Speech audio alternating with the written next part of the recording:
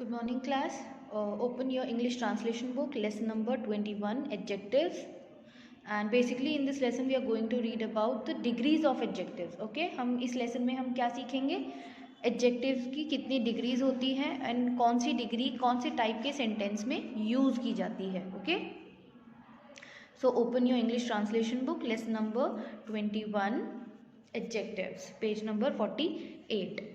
Okay आपकी book में model sentences दिए हुए हैं पहले एंड लास्ट में कुछ रूल्स दिए हुए हैं, ठीक है, जिसको आप पढ़ करके समझ सकते हैं कि एडजेक्टिव्स की जो डिग्रीज है उनको कैसे यूज़ किया जाता है सेंटेंस को ट्रांसलेट करते टाइम. बट आपकी बुक में जो रूल्स दिए हुए हैं मुझे ऐसा लगा इन्हें पढ़कर आपको समझ कम और कन्फ्यूजन ज़्यादा क्रिएट होगी. सो मैंने अपने अकॉर्डिंग उसको और सिंपल वे में समझाने की कोशिश की है, ठीक है. सो यहाँ पर मेरे रूल्स वही सेम है लेकिन थोड़ा और सिंपल वे में आपके लिए लिखा है और ये आपको आपकी ट्रांसलेशन की नोटबुक में भी नोट करना है. Okay, lesson 21 adjectives degree.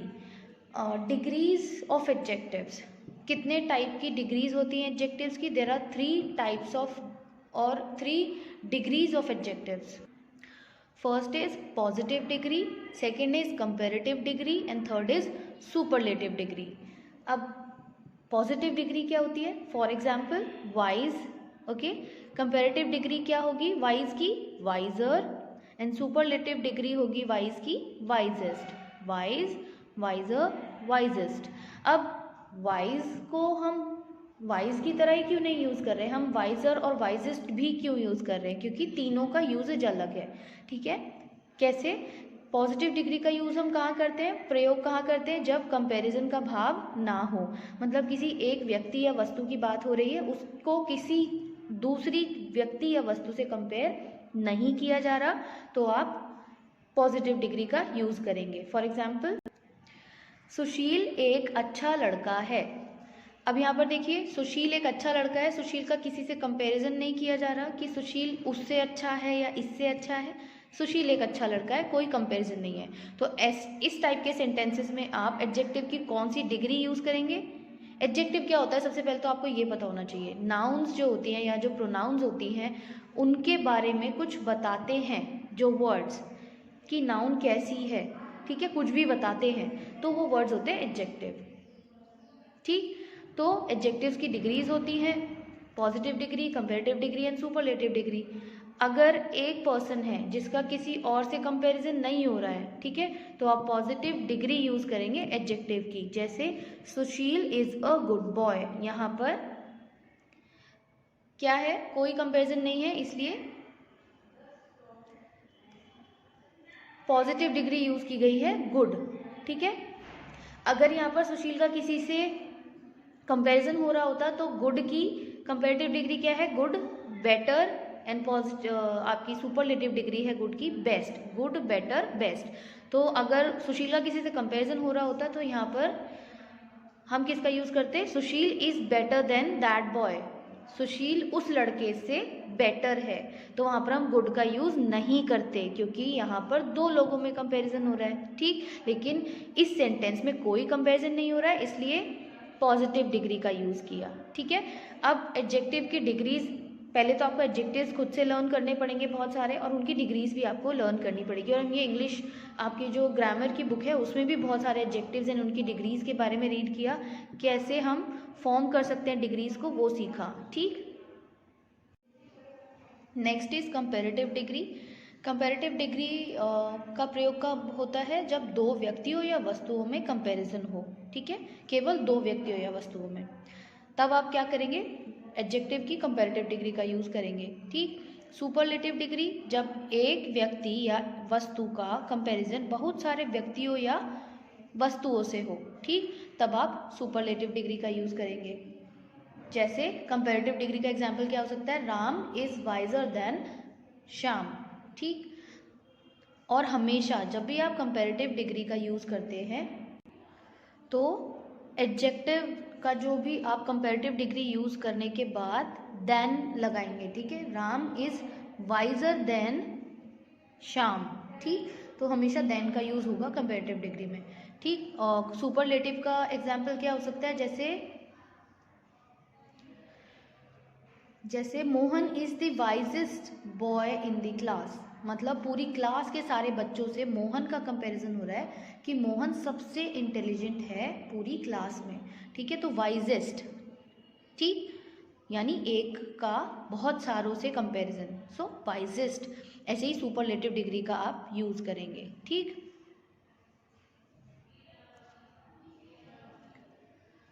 So I hope आपको positive, comparative and superlative degree clear हो गई होगी। आपकी बुक में कंपैरेटिव डिग्री के लिए कोई मॉडल सेंटेंसेस नहीं दिए हुए हैं, ठीक, इसीलिए मैंने आपको अच्छे से क्लियर करके बताया, क्योंकि रूल्स में आपको कंफ्यूजिंग वे में लिखा हुआ है रूल्स को, एंड जो मॉडल सेंटेंसेस है उसमें तीनों टाइप की डिग्रीज के एग्जाम्पल्स नहीं दिए हैं, ठीक, इसलिए मैंने आपको अलग से बताया, okay.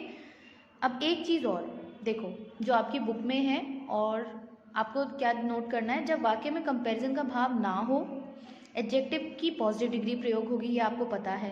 As, dash as and so dash as, दोनों का अर्थ इतना जितना।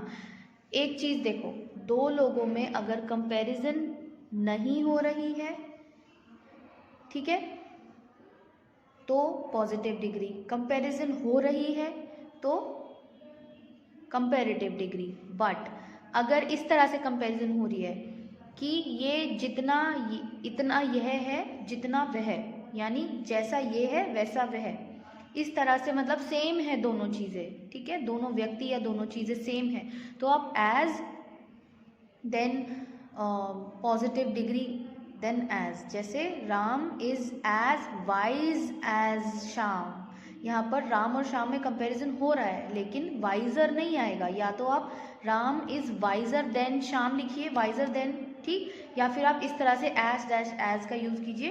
एज अगर आप यूज़ करते हैं तो आपको पॉजिटिव डिग्री यूज़ करनी पड़ेगी, भले ही क्या हो, भले ही दो लोगों या दो चीज़ों में कंपैरिजन हो रहा हो, ठीक। एंड अगर, और इसमें भी देखो as dash as and so dash as, ये दो चीज़ों का कैसे कैसे यूज़ होता है। अगर सेंटेंस अफर्मेटिव है, मतलब नॉर्मल सेंटेंस है, ठीक है, उसमें कोई नॉट का यूज़ नहीं हो रहा है, तो आप एज और फिर जो आपका पॉजिटिव डिग्री का एडजेक्टिव है वो, एंड देन एज। जैसे for example, he is as wise as you are, ठीक, तो यहाँ पर क्या है, he is as wise as you, ठीक, ये यहाँ पर आर ब्रैकेट में इसलिए दिया है क्योंकि ये आर इसके साथ लग भी सकता है, नहीं भी लग सकता, इतना ये करेक्ट है, ठीक है, क्योंकि ये इसके साथ मतलब हिडन आप कह सकते हैं कि ये इसके साथ ऑलरेडी है, आप इसको लिखे या ना लिखे, he is as wise as you. अब देखो ही और यू दो लोग में कंपैरिजन हो रहा है, ठीक, बट स्टिल यहाँ पर पॉजिटिव डिग्री यूज़ की गई है, क्योंकि यहाँ पर एज एंड एज का यूज़ हो रहा है, ठीक। और अगर यहाँ पर नॉट का यूज़ हो रहा होता, नेगेटिव होता सेंटेंस, तो क्या होता, सो डैश एज, ठीक।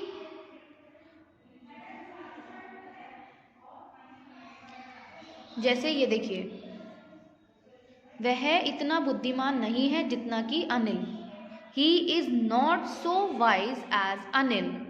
अब ये देखो नॉट का यूज़ हो रहा है, सो एंड एज, यहाँ पर क्या था, एज एंड एज, यहाँ सो एंड एज।